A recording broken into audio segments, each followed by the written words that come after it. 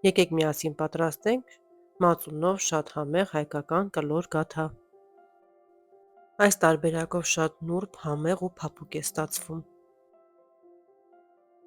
Խորիզի բաղադրատոմսը կա իմ ալիքում, հղումը կթողնեմ նկարագրության բաժնում։ Դուք կարող եք պատրաստել ձեր նախընտրած խորիզը։ Ինձ մոտ չրերով, ընկուզով և բովածալյուրով խորիզ է։ Խմորի համար մեզ պետք է կարագ կամ մարգարին սենյակային ջերմաստիճանի։ Վրան ավելացնում ենք ձուն և մատներով լավ տրորում ենք։ Կարող եք նաև հարիչով հարել։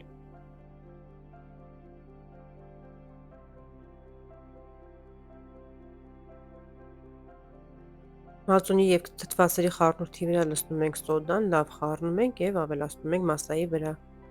Կարող եք միայն մածունով կամ թթվասերով պատրաստել։ Ավելացնում ենք նաև մի փոքր քացախ։ Բոլորը միասին լավ խառնում ենք։ Որից հետո ավելացնում ենք նաև մի փոքր աղ և վանիլին։ Քիչ-քիչ ավելացնում ենք նաև մաղած ալյուրը, հունցում ենք, պետք է ստանանք ձեռքերին չկպչող փափուկ խմոր։ Մեզ պետք է նաև մի փոքր ավել ալյուր հունցելու համար։ Տեղափոխում ենք աշխատանքային սեղանի վրա և շարունակում ենք հունցելը։ Հարգելիներս, եթե նոր եք միացել իմ ալիքին կամ դիտում եք առանց բաժանորդագրվելու,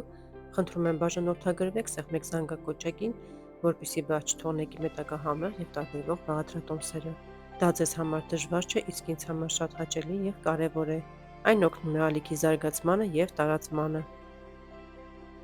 Իմ ալիքում կա գաթաների տարբեր բաղադրատոմսեր, որոնց հղումները կթողնեմ նկարագրության բաժնում։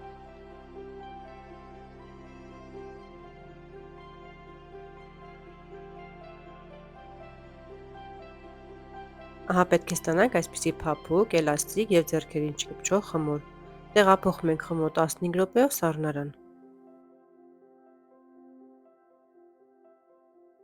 Մեզ պետք է նաև մեկ ձու, առանձնացնում ենք դեղնուցը սպիտակուցից, դեղնուցը պահում ենք վրան քսելու համար, իսկ սպիտակուցը մեջը քսելու համար։ Խմորը բաժանում ենք 3-ից 4 մասի, կախված թե ինչ մեծության եք ուզում լինի գաթաները։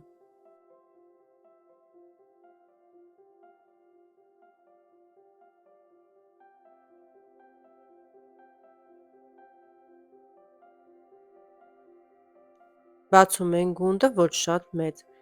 վրան քսում ենք ձվի սպիտակուցը և մեջտեղի հատվածում լցնում ենք խորիզը։ Ծայրերը վրա ենք բերում, շրջում ենք և կրտնակով մի թեթև անցնում ենք վրայով, տալիս ենք կլոր տեսք։ Խորիզը ինչքան շատ լինի, այնքան ավելի համեղ գաթա կստացվի։ Այնպես որ չենք խնայում։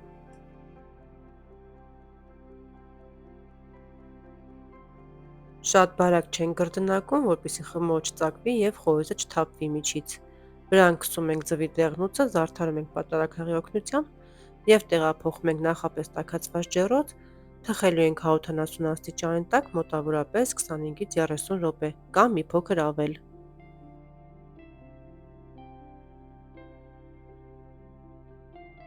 Ահա և մեր համեղ ու գեղեցիկ գաթան պատրաստ է, տեսեք թե ինչքան լավ է ստացվել։ Միջուկը առատ, խմորը շատ նուրբ, փափուկ ու համեղ։ Հուսով եմ հավանեցիք այսօրվա իմ պատրաստած բաղադրատոմսը։ Դուք էլ պատրաստեք և գրեք ձեր կարծիքը մեկնաբանության բաժնում։ Սիրով կսպասեմ բոլորիդ։ Այսօր էլ այսպիսի համեղ ու քաղցր բաղադրատոմս էի պատրաստել ձեզ համար։ Առայժմ կհանդիպենք։